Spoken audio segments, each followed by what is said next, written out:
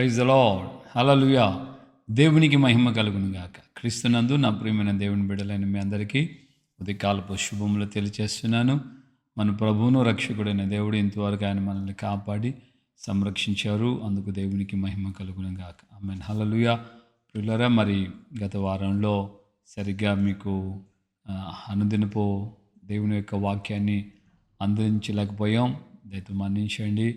పాస్టమ్ గారి యొక్క అనారోగ్యం విషయంలో హాస్పిటల్స్కి ఇట్లా వెళ్ళి రావటం వలన సకాలంలో వీడియోస్ మేము చేయలేకపోయాం.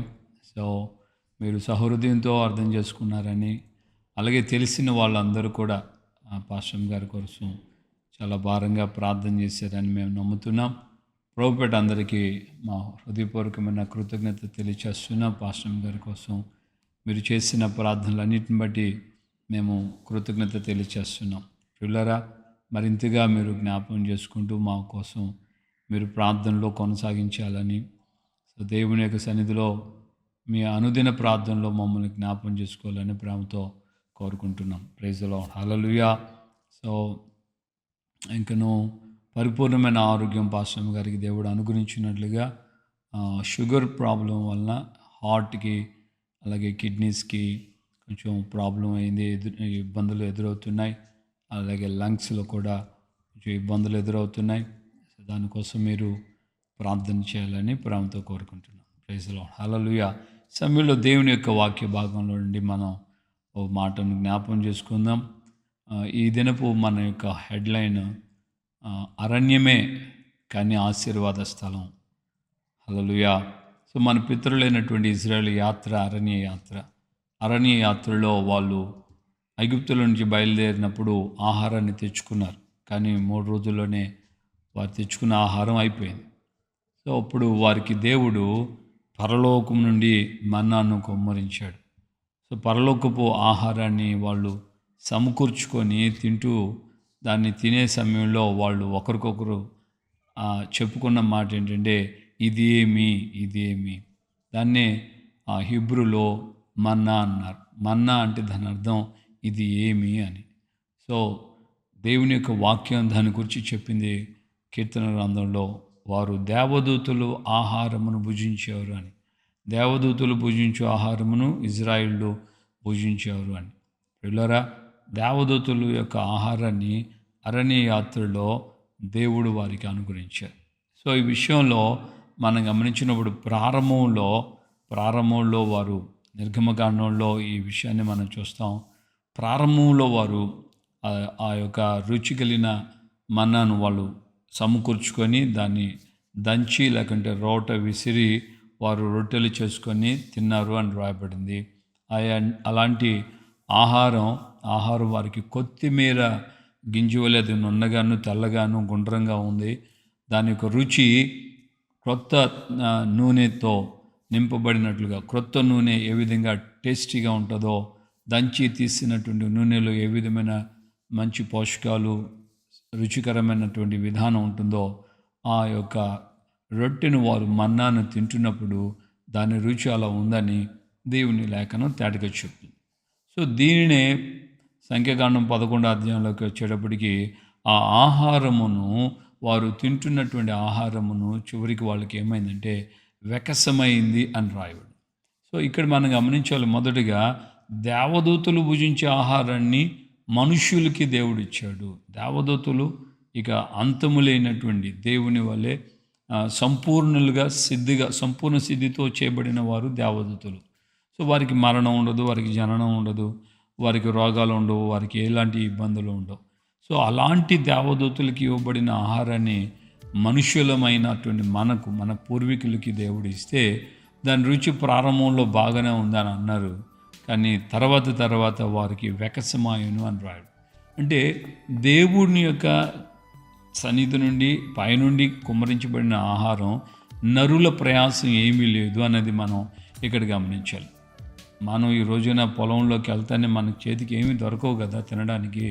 సో మనం పొలానికి వెళ్తే పొలాన్ని దున్నాలి, విత్తనాలు నాటాలి, నీరు కట్టాలి, చుట్టూ కంచి వేయాలి, రాత్రి పగలు దాన్ని చూసుకోవాలి. ఒక కాలం ఉంటే ఆ కాలంలో దాని పంట మన చేతికి వస్తాయి. సో ఇక్కడ ఆహారం ఇజ్రాయెల్ యొక్క యాత్రలో ఆహారం ప్రతిరోజు ఉదయాన్నే వాళ్ళకి మనుషుల ప్రయత్నాలు ఏమీ లేకుండానే దేవుడు వారి పాలెము చుట్టూ వారు నివసిస్తున్న చుట్టూ అంతా కూడా ఆహారాన్ని ఇచ్చాడు. ఆ ఆహారం రుచి చాలా తృప్తిగా తీయగా కొత్త ఆనందాన్ని సంతోషాన్ని కలుగు చేసిన విధంగా ఉంది. కానీ వారి జీవితంలో తృప్తి అనేదానికి వారికి చోటు లేకుండా పోయింది. దాని బదులు అసంతృప్తి వారిలో పెరగటం ప్రారంభించింది. ఎప్పుడైతే వారి గుండెలలో అసంతృప్తి ప్రారంభమైందో అప్పుడు ఈ ఆహారం మీద వారికి విసుగు పుట్టింది అని రాయబడింది. ఆహారాన్ని ఏంటి, చవిసారములు లేని ఆహారము మాకు వెకసమాయను అని దేవుని యొక్క లేఖనం వారి యొక్క స్వభావాన్ని వ్యక్తపరుస్తుంది. అంటే ఇక్కడ మనం గమనించాల్సిన మాట ఏంటంటే కృతజ్ఞత లేనటువంటి హృదయము వారిలో ఏర్పడింది. మనం కష్టపడలేదు, రాత్రి అనక పగలనక మనం వెళ్ళి పొలాలు మనం సేద్యం చేయట్లేదు, పొలాలకి కంచి వేసి నీరు పెట్టి వాటి ఫలం వచ్చేంత వరకు సంథింగ్ 3 నెలలు కావచ్చు, 6 నెలలు కావచ్చు, ఇలాగా ఆ దిగుబడి వచ్చేంత వరకు మనం ఏం కనిపెట్టలేదు. ఇన్ని లక్షల మంది ఈ అరణ్య యాత్రలో ఉండగా దేవుడు ప్రతిదినం ఈ ఆహారాన్ని ఇస్తున్నాడన్న కృతజ్ఞత భావం వారిలో లేకుండా పోయింది. మన జీవితంలో కూడా ఈ రోజున దేవుడు మనకు చేస్తున్నటువంటి ప్రతి విషయంలో మనం కృతజ్ఞత కలిగి ఉండాలి. దేవా, నువ్వు నాకు ఇచ్చిన ఆహారం బట్టి, పోషించిన విధానాన్ని బట్టి, సంరక్షించిన దాన్ని బట్టి, అయ్యా ప్రతిదినం నాకు మీరు తోడుగా ఉన్నందుని బట్టి మీకు కృతజ్ఞత స్తుతులు అని మనము ఉన్నదాన్ని బట్టి దేవునికి కృతజ్ఞత చెల్లించేదానికంటే కూడా అసంతృప్తి, నాకు అది లేదు, ఇది లేదు, వాళ్ళు లేరు, వీళ్ళు లేరు, నాకు ఆర్థిక ఇబ్బందుల్లో ఉన్నాను, నేను అట్లా ఉన్నాను, నేను ఇట్లా ఉన్నాను, ఇంతకంటే కూడా దారుణంగా ఉండే వాళ్ళు కూడా ఉన్నారు. మనకైనా చక్కటి నివాస యోగ్యమైన ఇల్లు, చివరికి ఒకవేళ నీకు అద్దె ఇళ్ళైనా ఉంది. ఎంతమందిని చూస్తున్నాం మనం రోడ్ల వెంట పడుతూ, రోడ్లు ఆ యొక్క షాపుల దగ్గర, బయట షట్టర్ల దగ్గర పడుకున్న వాళ్ళు, రోడ్ల మీద డివైడర్ల మీద పడుకున్న వాళ్ళు ఎంతమంది మనకు కనబడతారు. నాకు తెలిసి ఈ చిలకలూరుపేటలో నేను 2010లో వచ్చాను. ఆ సమయంలో కొంతకాలానికి ఒక లేడీ రోడ్డు మీద కనబడుతూ ఉండేది. ఎప్పుడు అంటే కొంచెం మెంటల్ ఎఫెక్ట్తో ఉంది. ఆమె ఎప్పుడు చూసినా రోడ్డు డివైడర్ల దగ్గర పడుకో ఉండేది ఈ ఎన్ఆర్టీ సెంటర్లో. సో ఆ సమయంలో కొంతకాలం తర్వాత ఆమె అక్కడ కనబడలేదు. నేను అటుగా రోజు చూస్తుండేవాడిని, ఆమెకి ఏదైనా ఇవ్వాలని అనిపించేది. సో ఒకసారి 2 సార్లు ఏదో సంథింగ్ ఇచ్చినట్టు నన్ను తినడానికి. సో అలాంటి పరిస్థితుల్లో ఆమె కనబడకపోతే అక్కడ ఉన్న వాళ్ళని అడిగా, ఇక్కడ ఒక ఆమె ఉండాలి కదా, ఏమైంది? వాళ్ళు చెప్పిన మాట ఏంటంటే ఎవడో ఉదయకాలాన్న స్పీడ్గా వచ్చి ఆ యొక్క డివైడర్ మీద పడుకున్న ఆమె మీదకి వెహికల్ ఎక్కించేసేట, ఆమె చనిపోయింది. సో ఇంత దారుణమైనటువంటి పరిస్థితులు ఎంతోమందిని మనం చూస్తున్నాం. దిక్కు లేకుండా చెట్ల కింద, పొట్ల కింద, ఎక్కడో చోట ఆసరా కోసం, చలికి తట్టుకోవడానికి కోసం ఎన్నో తిప్పలు పడే వాళ్ళు ఉన్నారు. మనకైతేనో దేవుడు కనీసం మనకు సొంత ఇల్లు లేకపోయినా అద్దెళ్లలో ఉండడానికైనా దేవుడు కృపనిచ్చాడు కదా.